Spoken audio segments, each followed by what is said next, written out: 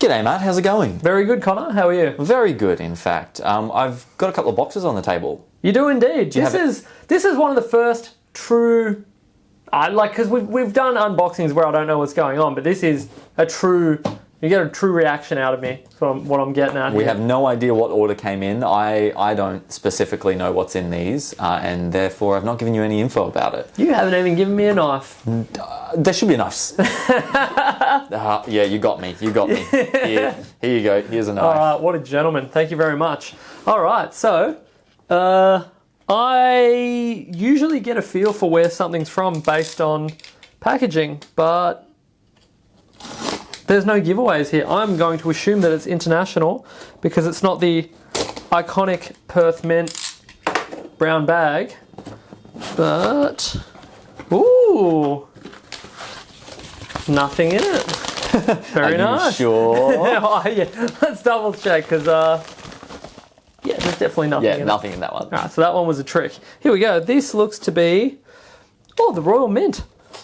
Minted bars from the Royal Mint. Let's have a little look at this. You wouldn't read about it. Not until we've published some content on it, but at the moment. Oh, nice. This is cool.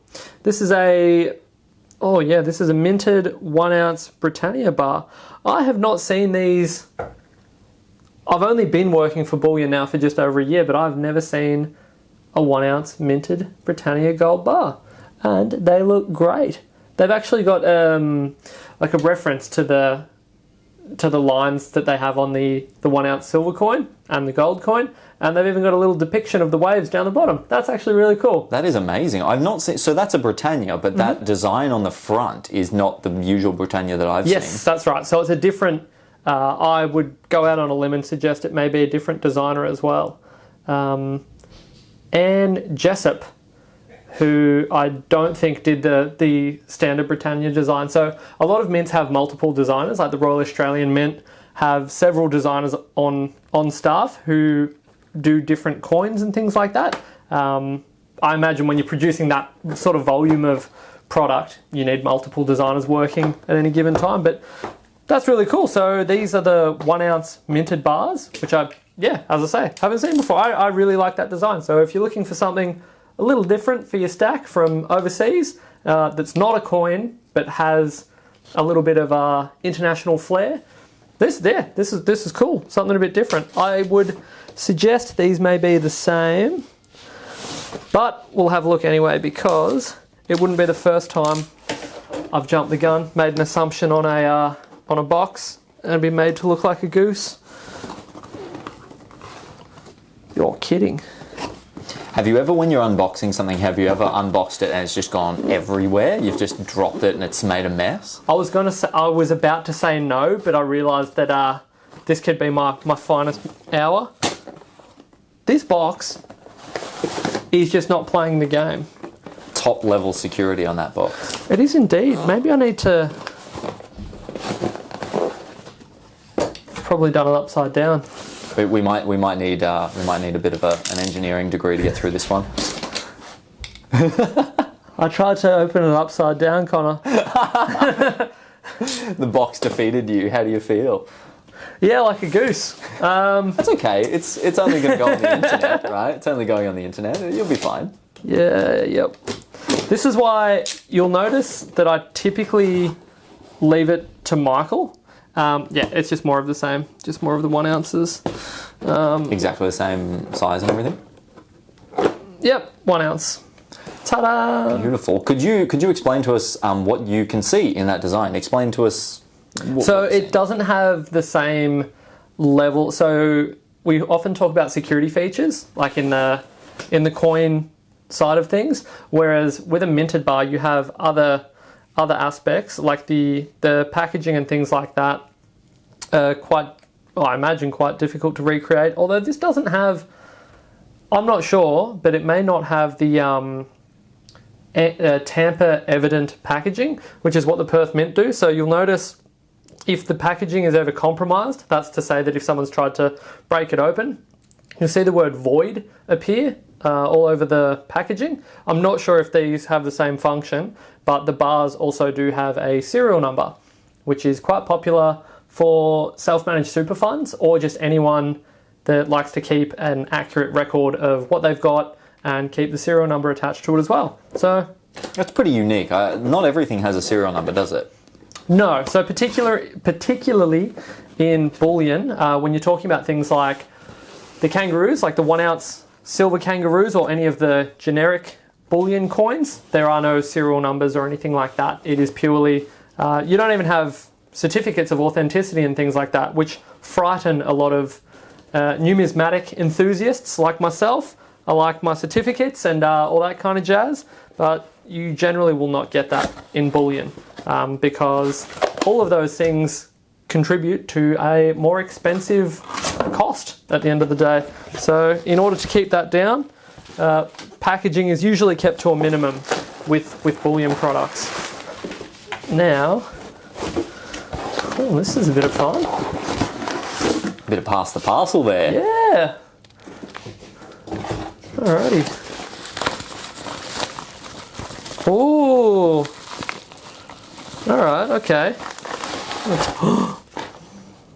Nice. 1/10 maples. Ooh. You might need a pan down here. You know what? I might take them out of the boxes, in fact. Oh, we've got a spread here, Connor. Yeah. All right. You're getting excited. Yeah, take it easy, everyone. Just relax. Here we go. So, 1/10 ounce Canadian maples. I love the sheets that they do these in. Makes it beautiful array. You'll have to get some extra footage of those as well. We will. I often find little coins are often very hard to film. You're going to have a lot of fun getting extra footage of those. The detail's great, and in person they look incredible, but sometimes, maybe you'll probably do a better job than I've done in the past, but sometimes they can be a bit tricky to film. Alrighty, what have we got here? Look at this packaging. Oh no, it's Fort Knox all over again.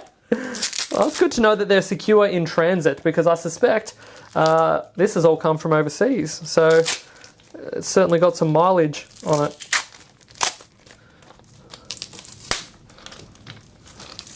I've just closed the lid as I've opened it. So the yellow lids give you an indication as to what mint they're from?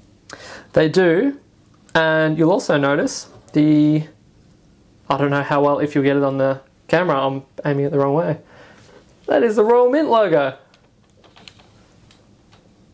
Yeah. Ta-da! So that is one giveaway. The other giveaway is the contents. True. Okay, well, speaking of which, what's in them? These are 1/10 ounce Britannias, and they've even gone so far as to incorporate their security feature, the latent image, the transitional trident to padlock design. And they are lovely. That is a really, really cool little coin. So I've said this in the past and on streams and things like that, if you're ever on the fence about getting into gold, it's not always the most cost-effective way on a per ounce basis to accumulate gold. But just to get started, I love the smaller gold coins. I think it's a really great way to get started on the journey and get that tangible aspect of owning and holding some gold. So this is actually a great spread, and we've been waiting quite some time. I've been fielding a lot of inquiries for the smaller fractional stuff, so maybe that's why I'm so excited. In addition to just enjoying looking at this kind of stuff, it is nice to know that there will be a lot of happy customers seeing this stuff come through. A happy Matt and a whole heap of happy customers. What more could you ask for, Connor? 1/2 ounce Canadian maples, perhaps. Oh, they look gorgeous from here. I thought that was a 1 ounce at first glance, but then I thought it was odd that they were in this sheet format as opposed to the tube that I'm used to seeing them in. So there you go. They come in the same packaging from the Canadian Mint. Huh. Very cool. So do you see this sort of sheet format often? The first time I saw it was with the Chinese pandas.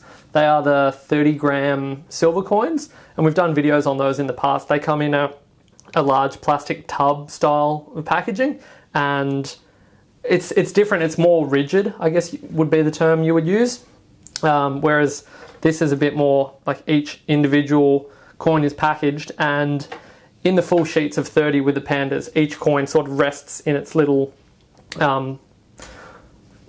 like biscuits. I don't know, yeah, like a little biscuit tray. That's what it is in my head. A little biscuit tray, but instead of biscuits, you have lovely pieces of silver. So yeah, I have seen this sort of packaging before, but yeah, never in the half-ounce size. This is oh, you're joking. What? We've even got quarter ounce here. Quarter ounce? This is the whole spread. Beautiful. I had a feeling you might like this this selection of stuff. Yeah, you can invite me to an unboxing anytime when it's... Oh, wow. I love the maples. Everyone knows how I feel about the maples. It's my favourite bullion coin. So to unbox an array of fractions, yeah, you've done me a favour here, Connor. I appreciate the invitation. We've made your day. Yep, I'm happy to come back anytime. So Matt, do you have any idea roughly how much this spread here would cost? We'd be. I'm sure we're over $150,000 now. These are Australian dollars, so for our international viewers, note there is a currency conversion, but there's so much here. So there's 35 of the British minted Britannias. We've got 20 plus 20 more half ounces. It goes on. I've said it before, and I always say it. I sound like a broken record, but it's not lost on us how exciting and how nice it is to handle this type of an array. This is the kind of thing that you generally won't see in an individual's stack. So it is a lot of fun to get to work on this side and get to handle these types of things and unbox, this kind of value. Not the kind of thing you do every day. So it's a lot of fun. Would you say, and I know you're going to laugh at this, would you say that this is an epic unboxing? Yes, as a tribute to Joe, this is an epic unboxing.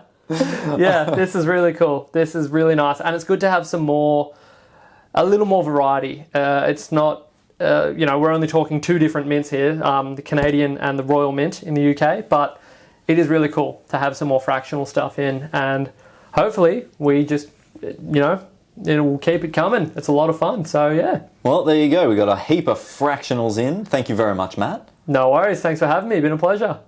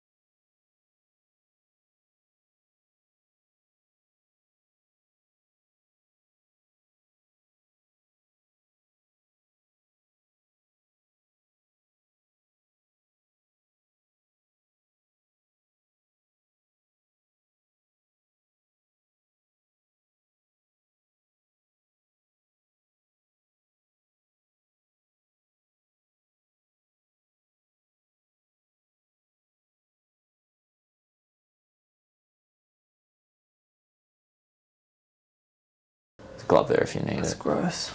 They are A bit gross. I used to have clean ones, but then they They get dirty, like, you use it once and it's filthy. yeah. All right.